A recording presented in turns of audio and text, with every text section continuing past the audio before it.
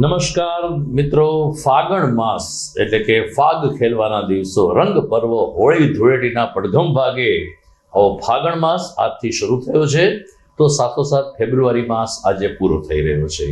આમ ગુજરાતી કેલેન્ડર અને ઇંગ્લિશ કેલેન્ડરની વિસંગતતા વચ્ચે આપ સર્વેનું સ્વાગત છે જીડીપીએન જૂનાગઢ ન્યૂઝમાં. સૌપ્રથમ આજના મુખ્ય સમાચાર. શિવરાત્રીના મેળા પછી ભવનાથમાં મોટા પાયે સફાઈ અભિયાન શરૂ. તંત્રની નબળાઈની માંગ પોકારતા પ્લાસ્ટિકની બોટલના ઢગલા એકત્રિત થયા. હજુ ભવનાથ પૂર્વવત થતા એક અઠવાડિયું લાગી શકે છે. લાખો રૂપિયાને ખર્ચે નવીનીકરણ કરેલ સરદાર પટેલ દરવાજાના બારી બારણાના કાચ તોડી ગયું. 24 કલાકની સિક્યોરિટીની આવશ્યકતા. ભવનાથના મેળાને કારણે જૂનાગઢ એસટી ડેપોને 1.5 કરોડ જેટલી થઈ આવક. કુલ 998 ટ્રીપ કરી હોવાનો નિયામક કચેરીનો દાવો. અને ફરીથી એકવાર માંગનાથ રોડ જેવા ગીચ વિસ્તારમાં આગ લાગી. સદનસીબે વિકરાળ સ્વરૂપ ધારણ કરે તે પહેલા ફાયર બ્રિગેડે આગ બુઝાવી. અંતરિયાળ વિસ્તારના ગોડાઉન બાબતે હજુ પણ ફાયર શાખા ઉદાસીન. આ તમામ સમાચાર આપણે વિગતવાર જોઈએ તે પહેલા લઈએ એક બ્રેક.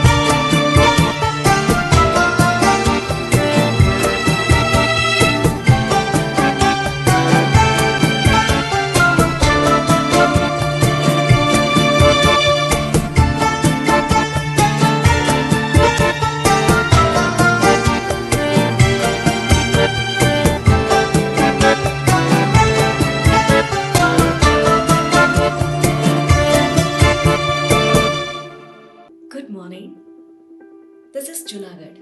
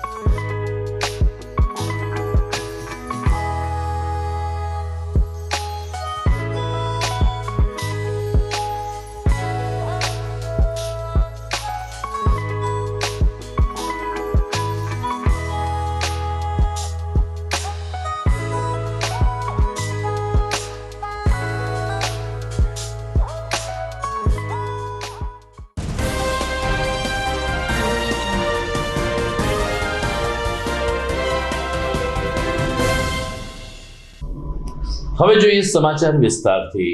ભવનાથમાં મહાશિવરાત્રીનો મેળો પૂરો થયો છે ને કચરાના ગંજ અને ગંદકી ખડકાયેલ જોવા મળે છે. આવી સ્થિતિમાં મહાનગરપાલિકાએ ભવનાથ તીર્થક્ષેત્રની યુદ્ધના ધોરણે સફાઈ શરૂ કરી છે. ભવનાથમાં લગભગ 8 લાખથી વધુ શ્રદ્ધાળુઓ 5 દિવસ માટે આવ્યા હતા. અન્નક્ષેત્ર, ચા પાણીના સ્ટોલ અને અન્ય ધંધાને કારણે ભવનાથમાં મોટા પાયે કચરાના ગંજ ખડકાયેલા છે. કોર્પોરેશન અને વહીવટી તંત્ર દ્વારા પ્લાસ્ટિક મુક્ત મેળાની જે વાતો કરવામાં આવી, આ વાતો માત્ર કાગળ ઉપર રહી હોય તેમ મોટા પ્રમાણમાં પ્લાસ્ટિકની બોટલો અને પ્લાસ્ટિકના વેફર્સના પાઉચ અને અન્ય સામગ્રીઓ ભવનાથમાં મુખ્ય રોડ ઉપર જોવા મળી રહ્યા છે. અલબત્ત કોર્પોરેશને લગભગ 150 ટન જેટલું પ્લાસ્ટિક એકત્રિત થયું છે. 150 મેટ્રિક ટન કચરાનો નિકાલ કર્યો હોવાનો દાવો કોર્પોરેશન દ્વારા કરવામાં આવી રહ્યો છે. મેળા દરમિયાન 248 કિલો પાણીની બોટલ સહિત પ્લાસ્ટિક એકત્રિત કરવામાં આવ્યું હતું. સેનિટેશન ઇન્સ્પેક્ટર રાજેશભાઈ ત્રિવેદીએ કહ્યું કે ભવનાથ વિસ્તાર પૂર્વવત થતા લગભગ 1 અઠવાડિયા જેટલો સમય લાગી શકે છે, પરંતુ અત્યારે તો મહાપાલિકાના સફાઈ કામદારો ટ્રેક્ટરો ભરીને કચરો ઉપાડી રહ્યા છે અને બહાર ઠલવવાની વ્યવસ્થા કરવામાં આવી છે. અલબત્ત કોર્પોરેશને પ્રતિબંધિત પ્લાસ્ટિકનો ઉપયોગ કરનાર પાસેથી 7,150 નો દંડ વસૂલ કરવામાં આવ્યો હોવાનું પણ જાહેર કર્યું છે. આમ છતાં ભવનાથમાં હજુ પણ પ્લાસ્ટિક જઈ રહ્યું છે એ વાસ્તવિકતા છે. Rajesh Trivedi, Junagadh municipal corporation supervisor. હાલ જુનાગઢ મહાશિવરાત્રિ મેળાનું આયોજન હતું, તેમાં આવતીકાલે મેળો પૂર્ણ કરવામાં આવેલ છે. હાલ આ મેળાની અંદર ડોર ટુ ડોર કલેક્શન તેમજ સ્વચ્છતાલક્ષી સફાઈ કામદાર ને રાઉન્ડ ધ ક્લોક મૂકવામાં આવેલ હતા. અને અત્યારે આ મેળો પૂર્ણ થયા બાદ 10 જેટલી ડોર ટુ ડોરની ગાડી લગાવવામાં આવેલ છે, ટ્રેક્ટર લગાવવામાં આવેલ છે અને અમારા સફાઈ કામદાર પણ લગાવવામાં આવેલ છે. જેટલી વહેલી તકે સફાઈ થઈ જાય અને જે ઉતારા મંડળમાંથી તમામ જે ભીનો વેસ્ટ છે એ પણ ઉપડી જાય એટલા અમે 2 દિવસની અંદર સતત કાર્યરત છીએ. રાઉન્ડ ધ ક્લોક અત્યારે કાર્યક્રમ અમારે સફાઈનો ચાલુ છે અને આવતા 2 દિવસની અંદર સંપૂર્ણપણે ભવનાથ સફાઈ થઈ જાય એવું અમે ઈચ્છીએ છીએ. અને સફાઈ થઈ ગયા બાદ આખા ભવનાથની અંદર બીજી તરફ મહાશિવરાત્રિનો મેળો જૂનાગઢના પ્રવાસન જગતને પણ વેગ આપી ગયો છે. ઉપરકોટ, સકરબાગ પ્રાણી સંગ્રહાલય અને મકબરા સહિતના પ્રવાસન સ્થળો પર મોટી સંખ્યામાં પ્રવાસીઓ આવ્યા હતા. મળતી વિગત અનુસાર આ 6 દિવસ સુધી પ્રવાસન સ્થળોએ મુલાકાતીઓની ભારે ભીડ દેખાઈ હતી. લગભગ 15,100 લોકોએ ઉપરકોટની મુલાકાત લીધી હતી, તો 1,500 જેટલા લોકોએ મહંમદ મકબરા નિહાળ્યો હતો. લગભગ 20,000 જેટલા લોકો સકરબાગ પ્રાણી સંગ્રહાલય પહોંચ્યા હતા. શિવરાત્રીએ બુધવારની રજા હોવા છતાં સકરબાગ પ્રાણી સંગ્રહાલય ખુલ્લું રાખવાનો નિર્ણય લેવામાં આવ્યો હતો, જે સકરબાગની તિજોરી માટે ફાયદાકારક સાબિત થયો હતો. આ મહાશિવરાત્રીના મેળામાં તો અર્થતંત્રને બુસ્ટર ડોઝ મળે જ છે, પરંતુ સાથોસાથ આજુબાજુના પ્રવાસન સ્થળો ઉપર પણ સારી એવી આર્થિક કમાણી થઈ રહી છે. વાત કરીએ તંત્રની બેદરકારીની વધુ એક કામગીરીની, તો જૂનાગઢમાં રેલવે સ્ટેશન પાસે બનાવવામાં આવેલ સરદાર પટેલનો દરવાજો લગભગ લાખો રૂપિયાને ખર્ચે નવો બનાવવામાં આવ્યો છે, પરંતુ કોઈ સિક્યુરિટી કે સીસીટીવી કેમેરા ન હોવાને કારણે આ સરદાર પટેલ ઐતિહાસિક દરવાજાના બારી બારણામાં રાખેલા કાચ કોઈ અસામાજિક તોડી ગયું હોય તેવા દ્રશ્યો સામે આવ્યા છે. સરદાર પટેલ દરવાજો ખૂબ જ બેનમૂન અને એક પુરાતત્વીય નમૂનો છે, જેને કોર્પોરેશન દ્વારા મોટા પ્રમાણમાં ખર્ચ કરીને નવો બનાવવામાં આવ્યો છે, પરંતુ ત્યાં કોઈ જાળવણી ન રખાતી હોવાને કારણે 2 દિવસ પહેલા આ બારી બારણાના કાચ કોઈ તસ્કરો અથવા તો કોઈ અસામાજિક તત્વો તોડી ગયા હોય તેવું દેખાઈ રહ્યું છે. આ અંગે પ્રબુદ્ધ નાગરિકો માને છે કે મજેવડી દરવાજો હોય કે સરદાર પટેલ દરવાજો હોય, 24 કલાકની સિક્યુરિટી હોવી આવશ્યક છે. એટલું જ નહીં, સમગ્ર બંને દરવાજા કેમેરામાં પણ કંડાયેલા રહે તે જોવાની પણ તંત્રની ફરજ છે. દર્શક મિત્રો, સમાચારમાં સમય થઈ ગયો છે વિરામનો.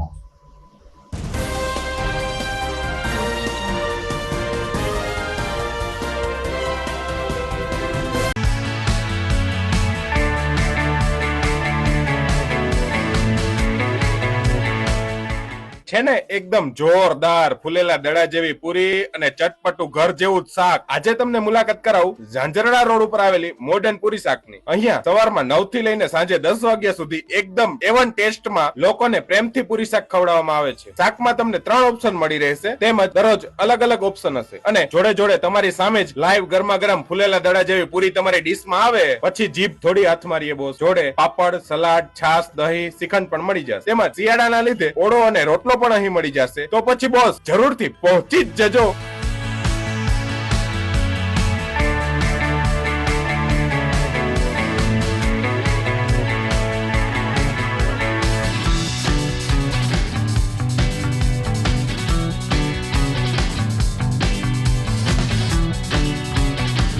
મોડર્ન પૂરી શાક.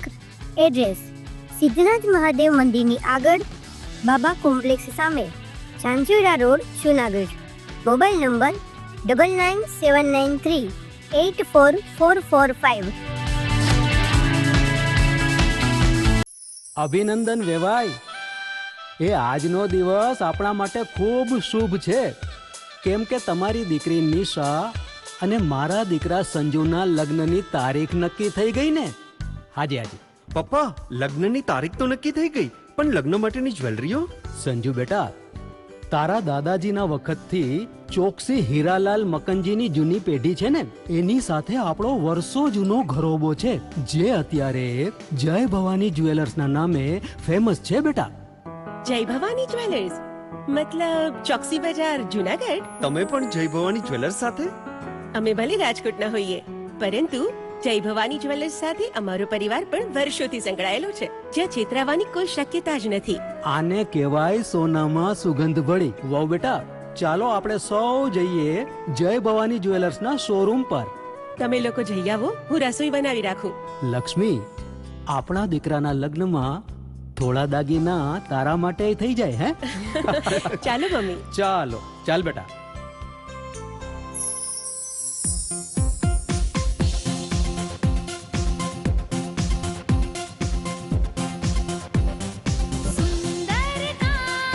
વ્યાજબી દામ, એક જ નામ, જય ભવાની જ્વેલર્સ. તહેવાર વ્યવહાર, બંગડી વીટી હાર, ડિઝાઇન અપાર, જય ભવાની જ્વેલર્સ, જય ભવાની જ્વેલર્સ.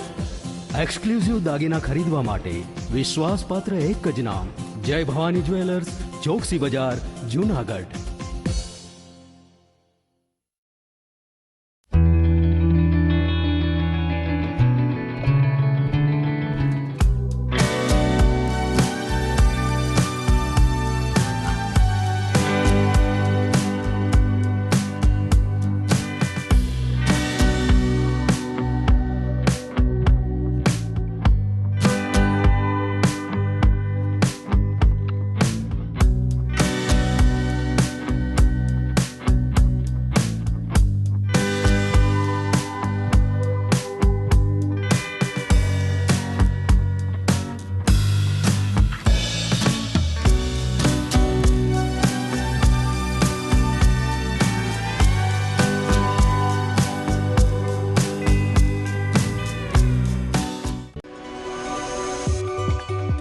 જૂનાગઢના યુવા ક્રિકેટ પ્રેમીઓ માટે આનંદના સમાચાર. જૂનાગઢમાં સૌ પ્રથમ વખત શરૂ થઈ ચૂક્યું છે બોક્સ ક્રિકેટ.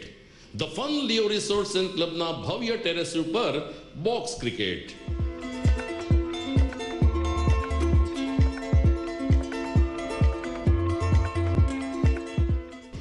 બોક્સ ક્રિકેટ નોંધી લેશો સમય સવારે 6 થી બપોરે 12 અને સાંજે 6 થી રાત્રિના 12. વ્યવસાયકારો, નોકરિયાત વર્ગ માટે ખાસ રાત્રિનો સમય પણ શરૂ કરવામાં આવ્યો છે. એક વખત અચૂક રમો બોક્સ ક્રિકેટ. યુવા ક્રિકેટરોને ઉત્તેજન આપતા the fun Leo resorts and ક્લબના આ નવતર અભિગમમાં જોડાઓ અને બોક્સ ક્રિકેટનો આનંદ માણો. વિશેષ માહિતી અને રજીસ્ટ્રેશન માટે સંપર્ક 0285 2658 444.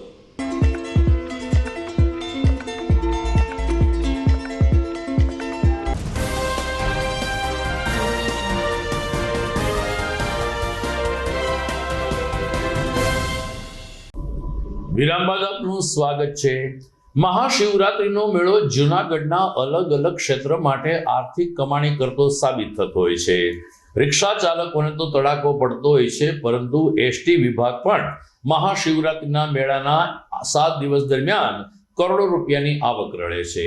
આ વખતે પણ શિવરાત્રિના મેળામાં એસટી દ્વારા વિશેષ બસ દોડાવવામાં આવી હોવાને કારણે મેળામાં લગભગ 998 વાહનોની 6000થી વધુ ટ્રીપ દોડાવવામાં આવી હતી, જે પૈકી જૂનાગઢ એસટીને 1,46,12,784 રૂપિયાની આવક થઈ હોવાનું વિભાગીય નિયામક BM રાવલે જણાવ્યું હતું.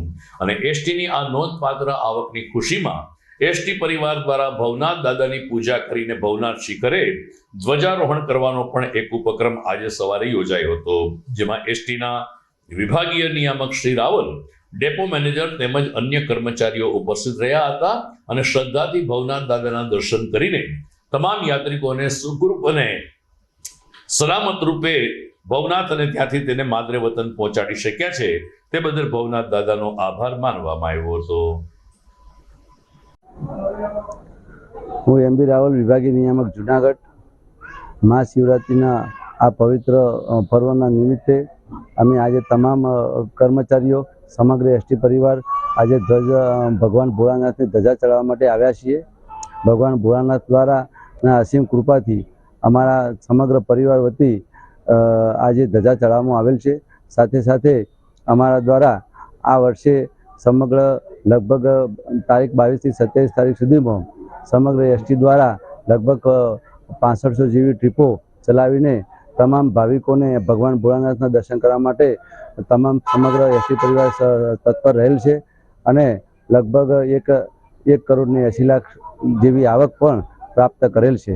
પરંતુ આ આવકના કરતાં વધારે મહત્વનું તો એ જ છે કે અમે વધુમાં વધુ ભાવિકોને સારી સુવિધા આપી અને ભગવાન ભોળાનાથના દર્શન કરાવીએ.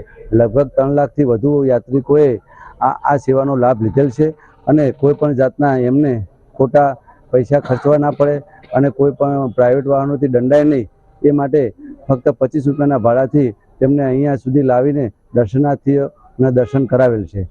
આ સમગ્ર મેળાનું સંચાલન ખૂબ વ્યવસ્થિત થયેલ છે અને કોઈ પણ નિર્વિઘ્ને પાર પડેલ છે, જેના અનુસંધાને અમે તમામે ભેગા થઈને આજે ભગવાન ભોળાનાથને ધજા ચડાવેલ છે અને એમના આશીર્વાદ લીધેલ છે. જય ભારત. એક તરફ એસટી એની તંત્ર સેવા સારી કરે છે, તો બીજી તરફ એસટીની ઇન્ક્વાયરીનો ફોન 5 દિવસથી ઉપડતો ન હોવાની ફરિયાદો પણ ઉઠી રહી છે. કેબલ તૂટી ગયો હોવાને કારણે આ ફોલ્ટ સર્જાયો છે તેવો બચાવ એસટી ડેપો મેનેજર દ્વારા કરવામાં આવે છે, પરંતુ મુસાફર જનતાનો રોષ છે કે ઇન્ક્વાયરી જે છે, બસની પૂછપરછ માટેનો જે નંબર છે, જે 5-5 દિવસથી બંધ છે અને કોઈ ઉપાડતું પણ નથી. પરંતુ આ ફરિયાદ એસટી હોય કે PGVCL હોય, સરકારી કચેરીઓમાં જ્યાં જ્યાં જનતાના ફોન આવે છે ત્યાં આ ફરિયાદ કોમન અને સામાન્ય બની છે. આપણે ત્યાં વીજળી ચાલી જાય છે, વીજ પુરવઠો ખોરવાઈ જાય છે ને 3-4 કલાક સુધી લાઇટ નથી આવતી, ત્યારે આપણે વીજ કંપનીમાં ફોન કરીએ છીએ, ત્યારે કાં તો ફોન ઉપડતો નથી અથવા તો ફરજ પરના કર્મચારીઓ રિસીવર નીચે મૂકી દેતા હોય છે. એસટીમાં પણ આ જ પ્રકારની પરિસ્થિતિ થઈ છે, જેનો મુસાફર જનતામાં રોષ જોવા મળી રહ્યો છે.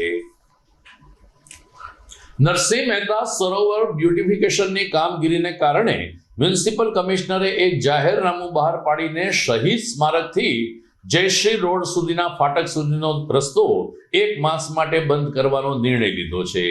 શરૂઆતના 3 દિવસ મહદઅંશે રસ્તો ચાલુ હતો, પરંતુ હવે કામની ગતિ વધતા આ રસ્તો સંપૂર્ણ બંધ કરી દેવામાં આવ્યો છે, જેને કારણે આસપાસના લોકોને મુશ્કેલીનો સામનો કરવો પડે છે. એક તરફ રેલવે વિભાગે પાટા પાસે કમ્પાઉન્ડ વોલ ચણેલીને દિવાલ ઊંચી કરી દીધી છે અને બીજી તરફ શહીદ સ્મારક પાસે પતરા જડીને નીલધારા એપાર્ટમેન્ટ પાસે પતરા જડીને રસ્તો બંધ કરી દેવાયો છે, જેને કારણે જાગનાથ મંદિર અને એની આસપાસના એપાર્ટમેન્ટ તેમજ રહેતા લોકોને ન છૂટકે જલારામ સોસાયટીમાં જયશ્રી ટોકીસ ફાટક પાસેથી રસ્તો પસાર કરીને કાળવા ચોકમાંથી શહેરમાં આવવું પડે છે.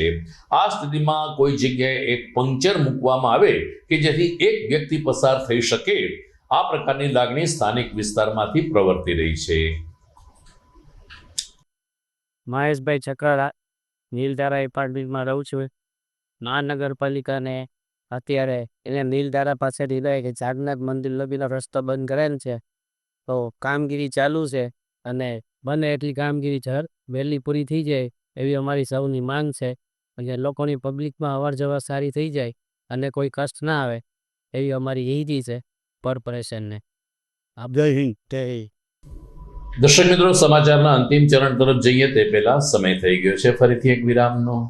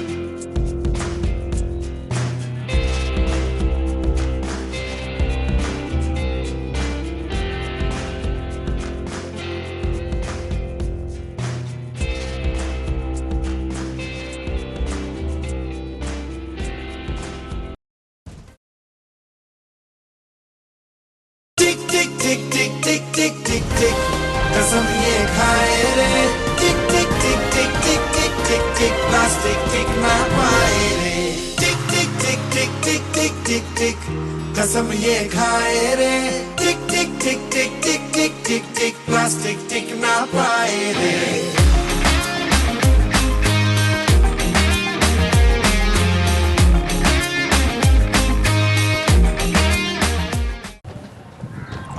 ઘર લગ્ન માટે તૈયાર છે, બસ તારા આવવાની રાહ જોઈ રહ્યો છું.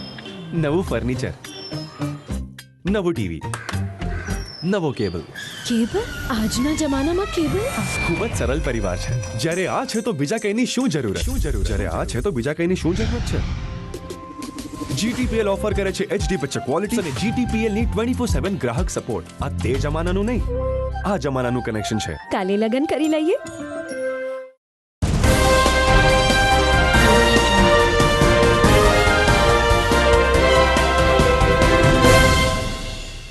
વિરામ બાદ આપનું સ્વાગત છે. પ્રેમ પ્રકરણનો કરુણ અંજામ આવે આવી ઘટનાઓ સમયાંતરે પ્રિન્ટ મીડિયા અને ઇલેક્ટ્રોનિક મીડિયામાં સામે આવતી હોય છે. આવી જ એક ઘટના વિસાવદર પંથકમાં બનવા પામી કે માર્ચ મહિનામાં દયાબેન નામની એક પરિણીતા ગુમ થઈ હતી, જે અંગે એમના પતિએ પોલીસ ફરિયાદ નોંધાવી. પોલીસે સઘન કામગીરી કરીને દયાબેનના જ પ્રેમી હાર્દિકની ધરપકડ કરી, પરંતુ હાર્દિકે આ મહિલા સાથેનો પ્રેમ સંબંધ અને એમાંથી છુટકારો મેળવવા માટે કેવા કેવા ગતકડા કર્યા, સરવાળે આ મહિલાનો કરુણ અંજામ આવ્યો અને એને ખૂન કરી નાખીને મહિલાના મૃતદેહને કૂવામાં ફેંકી દેવામાં આવ્યો. પોલીસની સઘન અને સક્રિય કામગીરીને કારણે આ પ્રેમી હાર્દિકની પોલીસે ધરપકડ કરી છે. સમગ્ર પ્રકરણ આવો આપણે સાંભળીએ જુનાગઢ જિલ્લાના ઇન્ચાર્જ પોલીસ વડા ભગીરથસિંહ જાડેજા પાસેથી, કે જેમણે આજે બપોરે પત્રકારોને સમગ્ર પ્રેમ પ્રકરણ, એનો કરુણ અંજામ અને હાર્દિકની છટકબારી સહિતના પાસાઓ અંગે પત્રકારો સાથે ખુલીને વાત કરી હતી. આવો સાંભળીએ જુનાગઢ SP ભગીરથસિંહ જાડેજાને. ગયા માર્ચ મહિનામાં વિસાવદર પોલીસ સ્ટેશન વિસ્તારમાંથી એક 35 વર્ષની ઉંમરના એક બેન દયાબેન ગુમ થયા છે એવી જાહેરાત એમના પતિ વલ્લભભાઈએ પોલીસને આપેલી. પોલીસે આ બાબતમાં ગુમ જાણવા જોગ દાખલ કરી અને ગુમ થયેલા બેન દયાબેનને શોધવા માટે ઘણા બધા પ્રયત્નો કરેલા. તેમાં ટેકનિકલ ઇન્ટેલિજન્સનો ઉપયોગ કરેલો. આ ઉપરાંત અલગ અલગ થિયરીનો ઉપયોગ કરી અને શોધવા માટે ઘણા પ્રયત્નો કરેલા. જે તે સમયે ગુમ થનારના પતિ દ્વારા જેમની સામે આક્ષેપ કરવામાં આવેલા એ જ ગામના એક હાર્દિક સાથે આ બેન ગયા હોય એવી એને શંકા વ્યક્ત કરેલી. એટલે પોલીસે હાર્દિકને પણ જે તે સમયે લાવી અને પૂછપરછ કરેલી અને તપાસ કરેલી, પરંતુ દયાબેન વિશે કોઈ જ અતોપતો લાગેલો નહીં. હાર્દિક બાબતમાં પોલીસે ઘણી તપાસ કરેલી. જે તે સમયે હાર્દિકના સાયકોલોજીકલ ટેસ્ટ પણ કરાવવામાં આવેલા, પરંતુ કોઈ ફળદાયક હકીકત નહીં મળતા આ જે ગુમ જાણવા જોગ છે એ અનડિટેક્ટ રહેલી હતી. છેલ્લે અમોને ફરી વખત ગુમ થયેલના જે પતિ છે વલ્લભભાઈ દ્વારા ઉચ્ચ કક્ષાએ રજૂઆતો કરી અને પોલીસને ફરી આ બાબતમાં તપાસ કરવાની રિક્વેસ્ટ કરી. એટલે આ જાણવા જોગની તપાસ અમોએ જૂનાગઢના LCB PI જે પટેલને સોંપી અને એમનું સુપરવિઝન કરવાની સૂચના આપેલી. જૂનાગઢ LCBએ આ સમગ્ર કેસની તમામ હકીકતોની ફરીથી ખૂબ જ ઝીણવટપૂર્વક તપાસ કરી અને કેટલાક ટેકનિકલ પુરાવાઓ, કેટલાક સાયોગિક પુરાવાઓ અને ખાનગી બાતમીદારોથી તપાસ કરતાં આ ગુમ થયેલા દયાબેન બાબતમાં એક ખૂબ ચોંકાવનારી વિગત બહાર આવી. અને એ વિગત મુજબ દયાબેન જ્યારે ગયા માર્ચ મહિનાની 27 તારીખે પોતાના ઘરેથી ગુમ થયેલા ત્યારથી હાર્દિક એમના સંપર્કમાં હતો.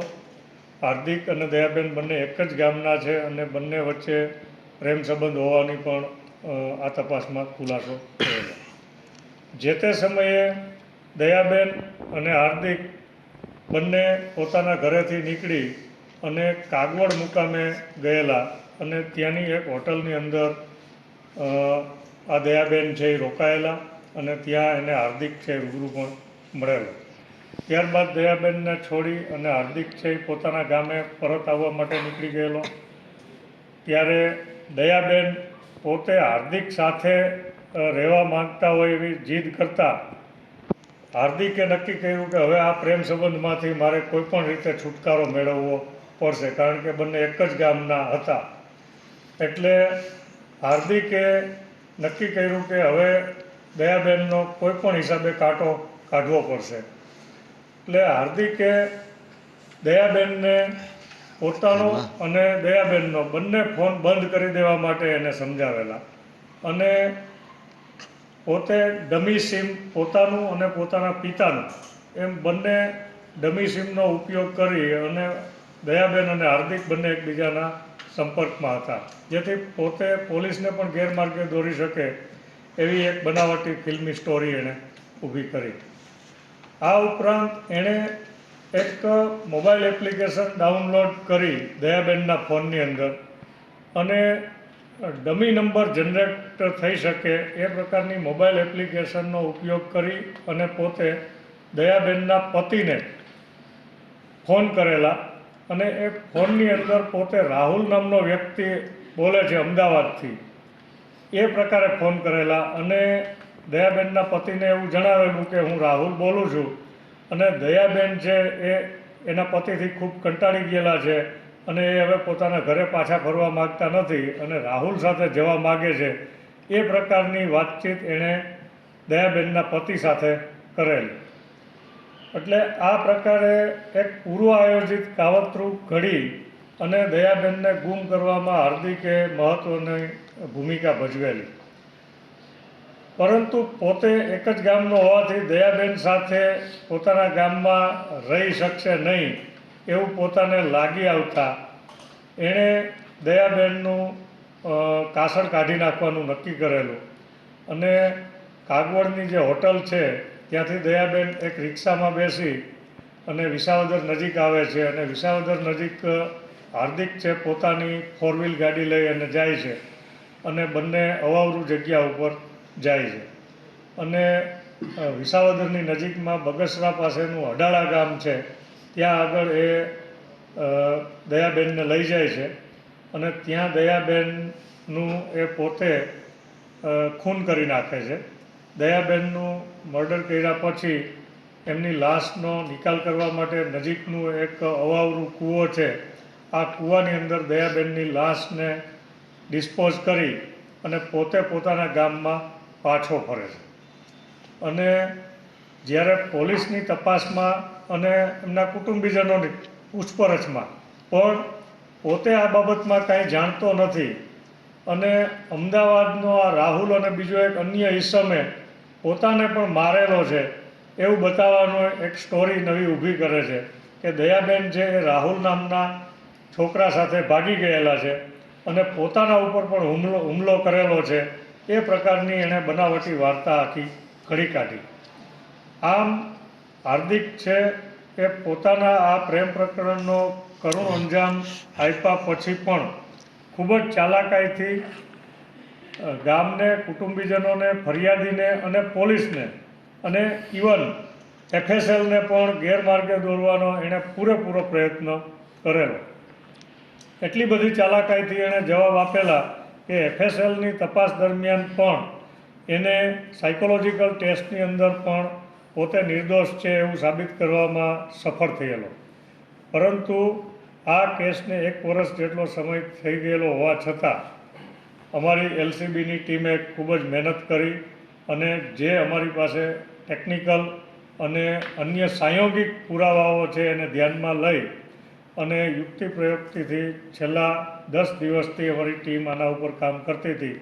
એમાં સફળતા મળતા આ એક ખૂબ જ ચર્ચાસ્પદ ખૂન કેસનો બનાવ છે એ ઉકેલવામાં અમને સફળતા મળી છે.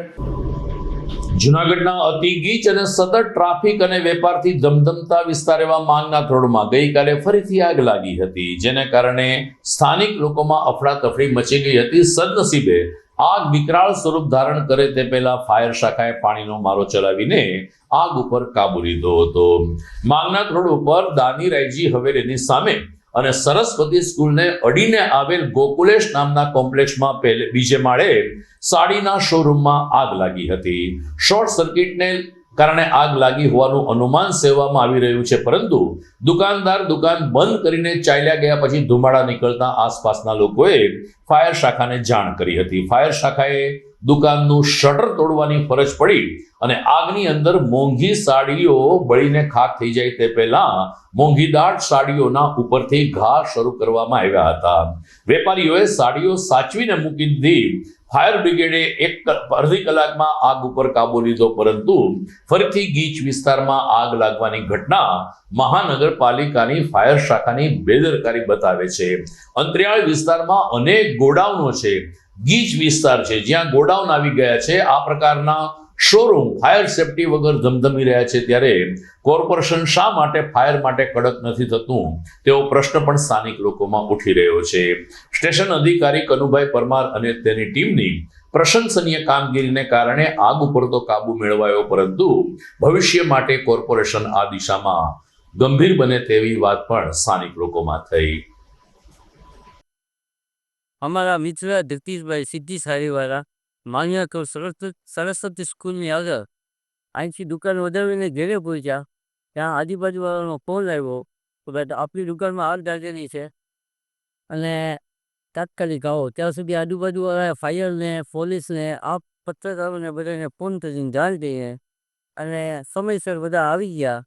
રિક્ષાની થોડીક છે દાદી, પણ અત્યારે આગ સંપૂર્ણ કાબૂમાં છે.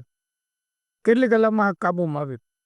લગભગ પોણી કલાક. કેવી રીતે સદર કર્યું? સરકાર તારું દોરવું પડ્યું. જ્યાં સુધી ઓનર આવે ત્યાં સુધી ચાવી એની પાસે હતી, એટલે લાખ રૂપિયા તારું તોડી અને પછી અંદર પ્રવેશ્યા બધા. આગ કઈ રીતે સારી? આગનું અત્યારે પ્રાથમિક તોચીકથી જેવું દેખાય છે. જે કિમિયો સીસીટીવી કેમેરાનો હોય ને એમાંથી આગનું સ્ફોટક શરૂ હોય એવું અનુમાન દેખાય છે. જુનાગઢમાં કયા વિસ્તારમાં કઈ રીતે બનાવો? આજે હું કનુભાઈ પરમાર સ્ટેશનની ગાર્ડ. આજે જુનાગઢમાં 9 વાગે આગનો કોલ આવેલો. માગનાથ શેરી સરસ્વતી સ્કૂલની બાજુમાં શ્રદ્ધા સાડી ગોકુળ કોમ્પ્લેક્સ આગ લાગી હતી. એનો કોલ આવેલો.